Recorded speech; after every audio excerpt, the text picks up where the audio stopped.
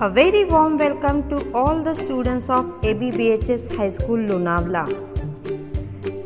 This video is made by teacher Poonam. Standard 6, subject is history and topic is sources of history. Before starting today's video, I would like to give you one small task. Try to observe your house and make a list of things which belong to your grandparents or ancestors' time. Ancestor means children, forefather time. Did you find that? Yes. Watch, chairs, pots, gramophone, radio, etc. These numbers of things used by our ancestors still exist. Those things tell us their stories. It's history. History can also learn through customs, traditions, folk arts, folk literature as well as historical document. Historical documents means children olden or ancient documents. All these are known as sources of history. Let's see more information about sources of history. Sources of history are of three types: material source, written source and oral sources. Let's see one by one. First is material sources. Sources which are in form of material is called material sources. Students, people use different varieties of things in his day-to-day life. They are known as artifacts. Artifacts means things. Ancient artifacts like earthen pots, potsherds. Potsherds means children, broken pieces of earthen pots. Rock painting, ornaments, coins, weapons, etc. Some structural remains like caves, houses, stupas, temples, pillars, etc.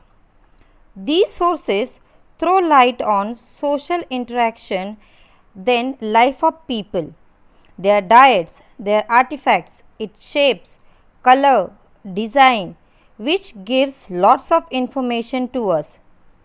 Through excavation, children, it means the act of digging out a part of solid mass.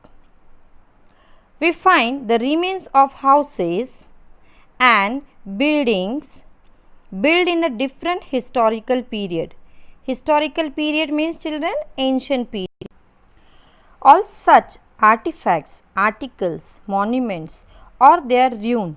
Ruin means children, destroy part, are called material sources of history. Second one, written sources. Children, the Stone Age period have recorded many events and expressed their emotions in painting on rocks. It was only after thousands of years that man learned the art of writing. In the beginning, humans used symbols and signs to record their thoughts and ideas. Same, in the beginning, man wrote on potsherds, bricks, using pointed objects. As his experience and knowledge increased, he began to write in a different ways.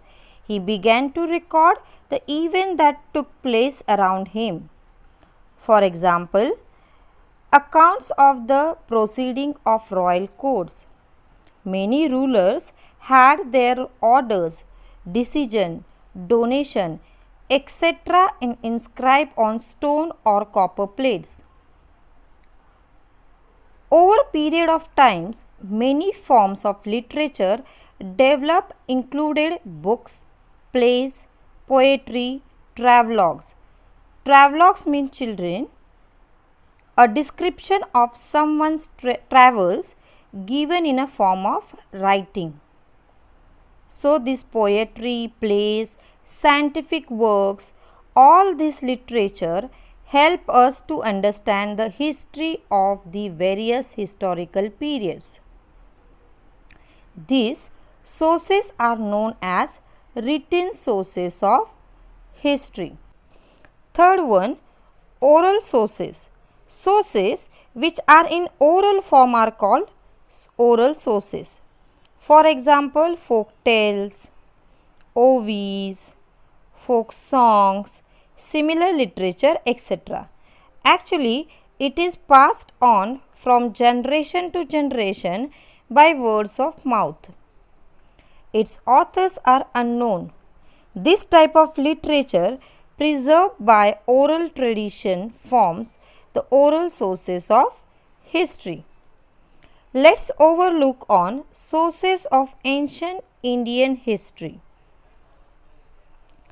The ancient period of Indian history extends from the Stone Age to 8th century CE.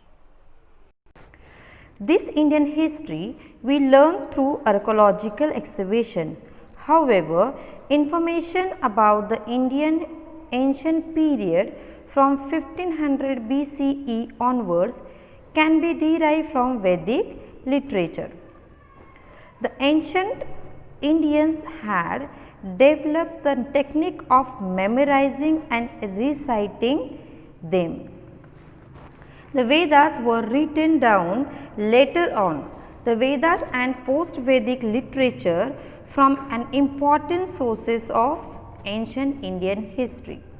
It include, for example, Brahmanas, Upanishad, epics, Ramayana and Mahabharata, Jain and Buddhist literature, plays, poems, stone inscriptions, pillar inscription, travelogues of foreign traveler, etc. Same children, we learn about ancient Indian history through material sources like ancient monuments, coins, buildings, etc. So children, in this video we learn sources of history. Sources of history are divided into three parts. First, material sources. Material sources, in that we see coins, monuments, copper plates, etc. The second one is written sources. In written sources we are seeing, for example, books, manuscripts, bhujapatras, etc. And the third one we have seen, that is oral sources. In oral sources, traditional songs, stories comes.